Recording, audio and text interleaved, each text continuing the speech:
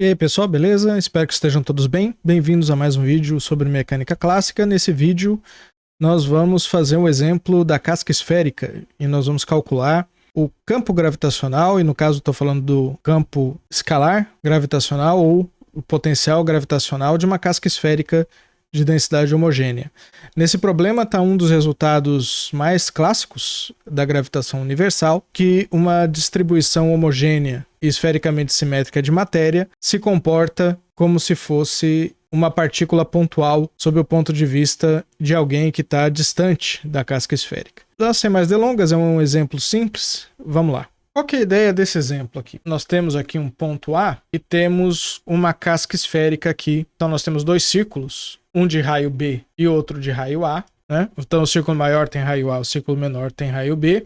E aqui a gente está num corte bidimensional de uma esfera tridimensional. Dentro da esfera não tenho matéria e fora da casca esférica eu também não tenho matéria. Mas aqui entre o raio B e o raio A eu vou ter uma densidade ρ de matéria que é homogênea, ou seja, ele é um ρ de x igual a uma constante que eu vou chamar simplesmente de ρ. Eu vou colocar a variável x' como variável de integração dentro da casca esférica. Então essa densidade é homogênea. Eu vou colocar um sistema de coordenadas em que o centro está aqui no centro da casca esférica. Eu quero calcular o potencial gravitacional num ponto x aqui distante, que tem um vetor posição que eu vou chamar de r. Então eu tenho o vetor do centro até esse ponto x. Esse é o vetor posição r. A minha variável de integração, que é o ponto dentro da minha distribuição de matéria, que vai ser diferente de zero aqui na casca esférica, eu vou chamar genericamente de x'. E esse ponto ele pode estar em qualquer lugar aqui, vou colocar ele aqui por enquanto, mas depois nós vamos ver que ele vai ser uma variável de integração. Ele vai ter um vetor posição que eu vou chamar de x', como geralmente a gente tem chamado. A minha única mudança de notação vai ser no r. E aqui eu tenho um vetor relativo entre x e x', que é r menos x'. O ângulo entre r e x' é esse ângulo θ. Então, como nós temos, que é precisamente esse ângulo aqui. Como nós temos uma simetria esférica, nós vamos utilizar coordenadas esféricas para resolver esse problema. E claro que aqui eu tenho uma simetria azimutal. O ângulo φ não importa, né? Porque a gente está num corte bidimensional. Maravilha. Então, nós estamos tratando aqui do exemplo da casca esférica. E, portanto, como nós acabamos de ver, nós vamos calcular o campo escalar gravitacional no ponto x, que é representado pelo vetor r. Esse campo escalar gravitacional nós chamamos de φ grande, né? Então ele está calculado no ponto x, ou seja, ele depende do vetor r, e nós já vimos que ele vai ser igual. Com esse objetivo em mente, eu vou introduzir uma variável que eu vou chamar de r', que não está lá no desenho, não tem problema. E r' é simplesmente o módulo de r menos x'. De maneira, eu sei que r' ao quadrado, que é o módulo de r menos x' ao quadrado, ele vai ser simplesmente r ao quadrado mais x' ao quadrado menos 2r x' cosseno do ângulo θ.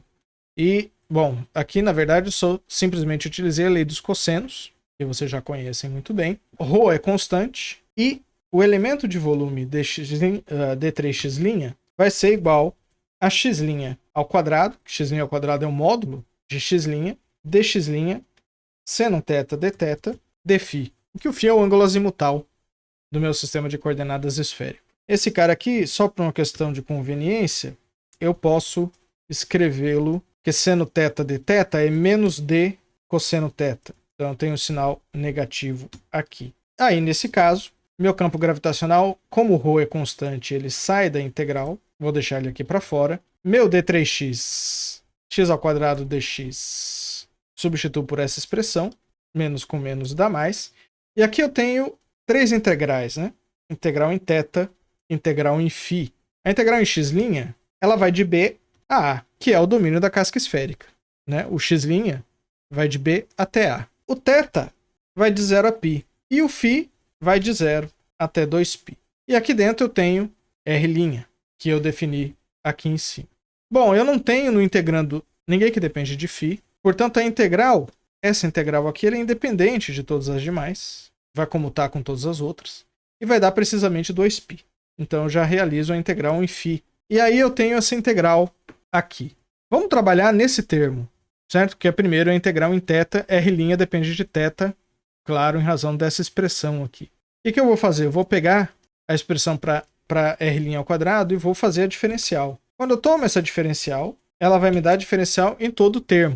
Só que primeiro eu estou fazendo a integral em θ. Em primeiro lugar, R é constante em toda a integral, portanto, dr² dá zero. E dr' vai ser zero também no que concerne essa primeira integral aqui. Porque a primeira integral eu estou integrando em θ. Então eu preciso integrar em θ e manter x' constante. Então aqui eu vou ter 2r x' d cosseno θ. Essa parte aqui eu tenho 2r' dr'. Portanto, com essa expressão aqui, vou passar esse termo para cá, esse termo para cá, porque eu quero escrever d cosseno θ em termos das outras expressões. Vou ter um menos aqui, o 2 vai embora. Então, o d cosseno θ vai ser igual a r' dr' dividido por rx', com sinal negativo aqui. E aí eu venho aqui e substituo nessa expressão. Eu já sei que d cosseno θ vai me dar isso, e o sinal negativo vou colocá-lo para cá. Então, olha só, r' com 1 sobre r' vai embora. O 1 sobre r é constante em toda a integral, então eu vou colocar 1 sobre r aqui para fora. Aqui eu vou ter uma integral em dr' dividido por x', mas x' é constante nessa integral. Portanto, ele vai embora com esse cara aqui. Agora, eu tenho integral em r'. Essa integral aqui, claro, em termos de r', o limite de integração não é de 0 a π, correto? Essa integral ela vai ser de um r', que eu vou chamar de r' mínimo, ou seja, o menor possível de r', até um valor de r' máximo, que é o maior valor de r' possível. E já vou explicar como é que eu faço esse cálculo. Vamos trabalhar aqui com 3 casos. Vamos pegar o caso 1. No caso 1, r é maior que a, ou seja, vamos voltar aqui no desenho, é exatamente esse caso aqui, né? O meu ponto x está fora da casca esférica, portanto o módulo de r é maior que a. Quando isso acontece, perceba o seguinte, quem é o menor valor possível de r menos x'? O valor de r está fixo, está aqui no ponto x, e quem varia é x', e r' é o módulo desse vetor aqui. Esse cara aqui é que eu estou chamando de r'. Como esse cara aqui é uma variável de integração, menor valor possível para r' vai ser quando x' está aqui precisamente nesse ponto. Ou seja, r' aqui nesse ponto é r menos x'. Aqui eu tenho r menos x'. O maior valor possível para r' é no plano oposto aqui.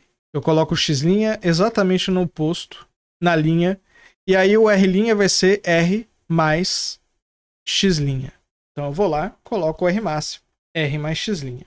É essa integral aqui que a gente tem que realizar. Então, resolvendo essa integral, primeiro eu resolvo a integral em r'. Claro que a integral em r' é r', né? E de r mais x' a r menos x'. Então, essa integral é r mais x' menos r mais x'. Vai embora meu r. X' mais x' é 2 vezes x'. Então, aqui eu tenho x' ao quadrado.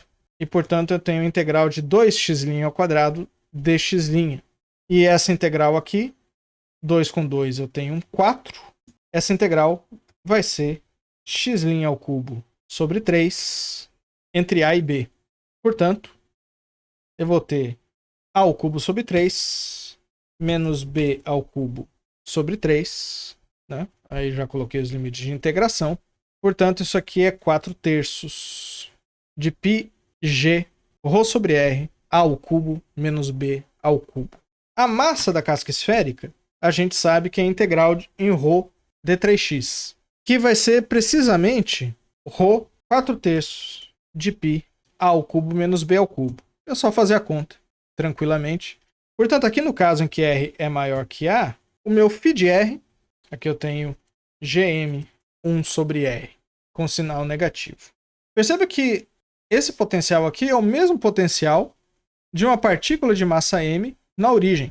Potencial gravitacional. Portanto, isso vai acontecer também com o campo vetorial gravitacional e com a força gravitacional de uma distribuição esfericamente simétrica de matéria, ou idêntico ao potencial de uma partícula de massa igual à massa total da distribuição localizada na origem.